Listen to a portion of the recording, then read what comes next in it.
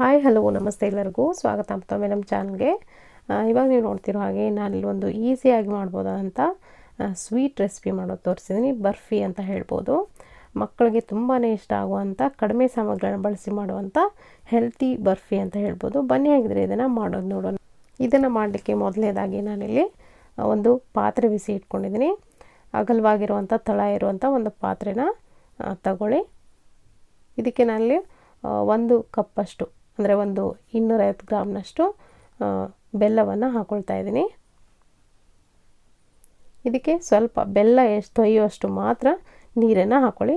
ಅಂದರೆ ಒಂದು 2ರಿಂದ 3 ಟೇಬಲ್ ಸ್ಪೂನಷ್ಟು ನೀರು ಹಾಕಿದ್ರೆ ಸಾಕಾಗತ್ತೆ. ಸೊ ಇಷ್ಟು ನೋಡ್ತಿದ್ದೀರಲ್ಲ, ಇಷ್ಟು ನೀರು ಹಾಕಿದ್ರೆ ಸಾಕಾಗತ್ತೆ.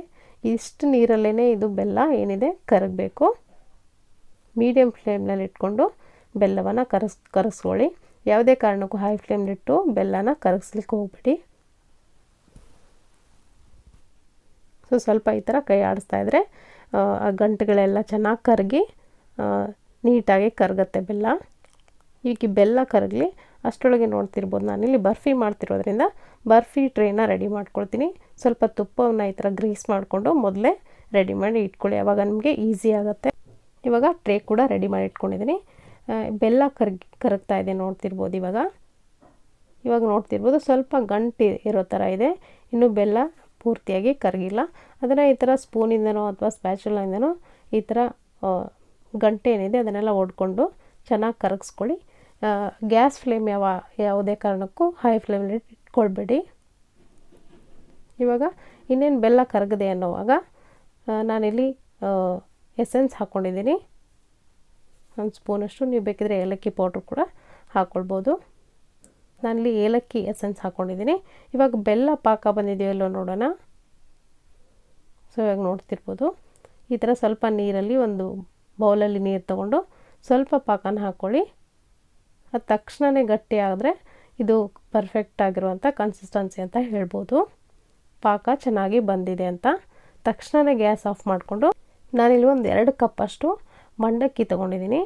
ಮಂಡಕ್ಕಿನ ನಿಧಾನವಾಗಿ ಹಾಕ್ಕೊಳ್ತಾ ಈ ಥರ ಮಿಕ್ಸ್ ಮಾಡ್ಕೊಳ್ತಾನೆ ಹಾಕ್ಕೊಳ್ಬೇಕು. ಸೊ ಈಗ ನೋಡ್ತಿರ್ಬೋದು ಈ ಥರ ಮಿಕ್ಸ್ ಮಾಡ್ತಾ ಹಾಕ್ಕೊಳ್ಳಿ. ನಿಮಗೆ ಈ ಬರ್ಫಿ ಇನ್ನೂ ಕಲರ್ಫುಲ್ಲಾಗಿ ಬರಬೇಕು ಅಂದರೆ ಸ್ವಲ್ಪ ನೀವು ಫುಡ್ ಕಲರ್ಸ್ನ ಯೂಸ್ ಮಾಡ್ಬೋದು. ಎಲ್ಲೋ ಅಥವಾ ಕೇಸರಿ ಫುಡ್ ಕಲರ್ನ ನೀವು ಪಾಕದಲ್ಲಿ ಯೂಸ್ ಮಾಡ್ಬೋದು. ನಾನಿಲ್ಲಿ ಯಾವುದೇ ಫುಡ್ ಕಲರ್ನ ಹಾಕ್ತಾಯಿಲ್ಲ. ಗ್ಯಾಸ್ ಫ್ಲೇಮ್ನ ಆಫ್ ಮಾಡಿಕೊಂಡು ಈ ಪ್ರೊಸೀಜರ್ನ ಮಾಡ್ಕೊಳ್ಬೇಕಾಗತ್ತೆ. ಗ್ಯಾಸನ್ನು ಆನ್ ಎಣ್ಣೆಯಲ್ಲಿ ಇಟ್ಟು ಮಂಡಕ್ಕಿನ ಹಾಕ್ಕೊಂಡು ಕಲಿಸ್ಬೇಡಿ. ಪಾಕ ಆಲ್ರೆಡಿ ಬಂದಿರುತ್ತೆ, ನಾವು ಜಸ್ಟ್ ಮಂಡಕ್ಕಿನ ಹಾಕಿ ಕಲಿಸಿದ್ರೆ ಸಾಕಾಗತ್ತೆ. ಸೊ ನೋಡ್ತಿರ್ಬೋದು ಇವಾಗ ಕ್ಲೀನಾಗಿ ಕಲಿಸ್ಕೊಂಡಿದ್ದೀನಿ. ಇದಕ್ಕೆ ನಾನಿಲ್ಲಿ ಡ್ರೈ ಫ್ರೂಟ್ಸ್ ಹಾಕ್ಕೊಳ್ತಿದ್ದೀನಿ. ನೀವು ಬೇಕಿದ್ದರೆ ಹಾಕ್ಕೊಳ್ಬೋದು. ಡ್ರೈ ಫ್ರೂಟ್ಸ್ ಹಾಕಲೇಬೇಕಂತೇನಿಲ್ಲ, ಏಲಕ್ಕಿ ಪೌಡ್ರ್ ಹಾಕಿದ್ರೆ ಸಾಕಾಗತ್ತೆ. ಇದಕ್ಕೇ ನಾನಿಲ್ಲಿ 1 ಸ್ಪೂನ್ ಆಗೋಷ್ಟು ಹುರ್ಗಡ್ಲೆ ಪೌಡ್ರನ್ನ ಹಾಕ್ಕೊಳ್ತಾ ಇದ್ದೀನಿ. ಹುರ್ಗಡ್ಲೆ ಪೌಡ್ರ್ ಹಾಕೋದ್ರಿಂದ ಹದ ಚೆನ್ನಾಗಿ ಬರುತ್ತೆ. ನಿಮಗೆ ಯಾವುದೇ ಉಂಡೆ ಬೇಕಿದ್ರೂ ಕಟ್ಬೋದು ಇದರಲ್ಲಿ, ಅಥವಾ ಬರ್ಫಿ ಬೇಕಿದ್ರೂ ಮಾಡ್ಬೋದು, ಚೆನ್ನಾಗಿ ಬರುತ್ತೆ. ಸೊ ಇವಾಗ ಕ್ಲೀನಾಗಿ ಮಿಕ್ಸ್ ಮಾಡ್ಕೊಂಡಿದ್ದೀನಿ.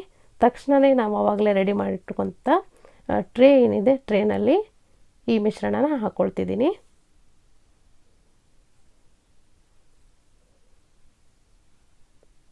ತಕ್ಷಣವೇ ನೀವು ಈ ಪ್ರೊಸೀಜರ್ನ ತುಂಬಾ ಬೇಗ ಮಾಡಬೇಕಾಗತ್ತೆ.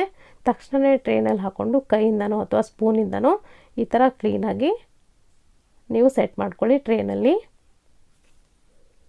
ಸೊ ನೋಡ್ತಿರ್ಬೋದು ಅದು ಆಲ್ರೆಡಿ ಆರ್ತಾ ಬಂದಿರುತ್ತೆ. ನೀವು ಕೈಯಲ್ಲೂ ಕೂಡ ಇದನ್ನು ಈ ಥರ ಮಾಡ್ಬೋದು. ಮೇಲ್ಗಡೆ ಬೇಕಿದ್ರೆ ನೀವು ಈ ಥರ ಡ್ರೈ ಫ್ರೂಟ್ಸ್ನ ಹಾಕ್ಕೊಳ್ಬೋದು. ನಾನಿಲ್ಲಿ ಸ್ವಲ್ಪ ಪಿಸ್ತಾನ ಈ ಥರ ಸಣ್ಣದಾಗಿ ಕಟ್ ಮಾಡಿಕೊಂಡು ಹಾಕ್ಕೊಂಡಿದ್ದೀನಿ. ಇದು ಮಂಡಕ್ಕಿ ಆಗಿರೋದ್ರಿಂದ ಸ್ಪೂನಿಂದ ಅಷ್ಟು ಕಂಫರ್ಟೇಬಲ್ ಆಗಲ್ಲ, ಅದಕ್ಕೋಸ್ಕರ ಕೈಯಿಂದನೇ ನಾನಿಲ್ಲಿ ಸೆಟ್ ಮಾಡ್ಕೊಳ್ತಾ ಇದ್ದೀನಿ.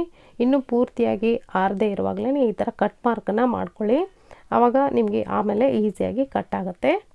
ಒಂದು ಲೇಯರ್ ಮಾತ್ರ ನೀವು ಕಟ್ ಮಾರ್ಕ್ ಮಾಡಿಕೊಂಡ್ರೆ ತಣ್ಣಗಾದ್ಮೇಲೆ ಈಸಿಯಾಗಿ ಕಟ್ ಆಗುತ್ತೆ. ಸೊ ಇವಾಗ ನೋಡ್ತಿರ್ಬೋದು ಈ ಥರ ನಿಮಗೆ ಯಾವ ಸೈಜ್ನಲ್ಲಿ ಬೇಕೋ ಆ ಸೈಜ್ನಲ್ಲಿ ಕಟ್ ಮಾರ್ಕನ್ನ ಹಾಕ್ಕೊಳ್ಳಿ. ತುಂಬಾ ಸುಲಭವಾಗಿ ಮಾಡ್ಬೋದಂಥ ಒಂದು ಸ್ವೀಟ್ ಅಂತ ಹೇಳ್ಬೋದು. ಯಾವುದೇ ತುಪ್ಪ ಎಣ್ಣೆಯನ್ನು ಬಳಸಲಾರದೆ ಮಾಡುವಂಥ ಒಂದು ಸ್ವೀಟು. ಇದನ್ನು ಪೂರ್ತಿಯಾಗಿ ಸೆಟ್ಟಾಗಿ ಹಾಕ್ಬಿಟ್ಟು 1-2 ಗಂಟೆ ಆದಮೇಲೆ ನಾನಲ್ಲಿ ನೋಡ್ತಿರ್ಬೋದು, ಈ ಎಡ್ಜಸ್ ಏನಿದೆ ಚಾಕುವಿಂದ ಈ ಥರ ಎಡ್ಜಸ್ಸನ್ನು ಬಿಡಿಸ್ಕೊಂಡು ನೀವು, ಸೊ ನಾನಿಲ್ಲಿ ಎಡ್ಜಸ್ನ ಬಿಡಿಸ್ಕೊಂಡಿದ್ದೀನಿ. ಒಂದು ಪ್ಲೇಟ್ಗೆ ಇದನ್ನು ಈ ಥರ ಹಾಕ್ಕೊಳ್ತಾ ಇದ್ದೀನಿ. ಸೊ ನೋಡ್ತಿರ್ಬೋದು ಎಷ್ಟು ಈಸಿಯಾಗಿ ಸೆಟ್ ಆಗಿದೆ ಅಂತ. ತುಂಬ ಚೆನ್ನಾಗಿ ಸೆಟ್ ಆಗುತ್ತೆ, ತುಂಬ ಚೆನ್ನಾಗಿ ಬಂದಿರುತ್ತೆ. ನಾವು ಆವಾಗಲೇ ಕಟ್ ಮಾರ್ಕನ್ನು ಹಾಕ್ಕೊಂಡಿದ್ದೀವಿ. ನೀವು ಇದನ್ನು ಈಸಿಯಾಗಿ ಇವಾಗ ಬಿಡಿಸ್ಕೊಳ್ಬೋದು. ಕೈಯಿಂದನೇ ಸುಲಭವಾಗಿ ಕಟ್ ಆಗುತ್ತಿದ್ದು. ಸೊ ನೋಡ್ತಿರ್ಬೋದು ತುಂಬಾ ಕ್ರಿಸ್ಪಿಯಾಗಿ ಟೇಸ್ಟಿಯಾಗಿರುವಂಥ, ಮಕ್ಕಳಿಗಂತೂ ತುಂಬಾ ಇಷ್ಟ ಆಗುವಂಥ ಒಂದು ಸ್ವೀಟ್ ಅಂತ ಹೇಳ್ಬೋದು.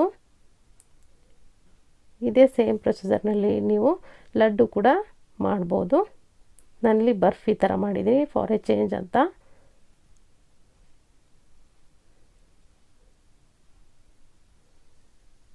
ಇದನ್ನು ನಾನಿವಾಗ ಒಂದು ಸರ್ವಿಂಗ್ ಪ್ಲೇಟ್ಗೆ ಸರ್ವ್ ಮಾಡ್ಕೊಳ್ತಾ ಇದ್ದೀನಿ.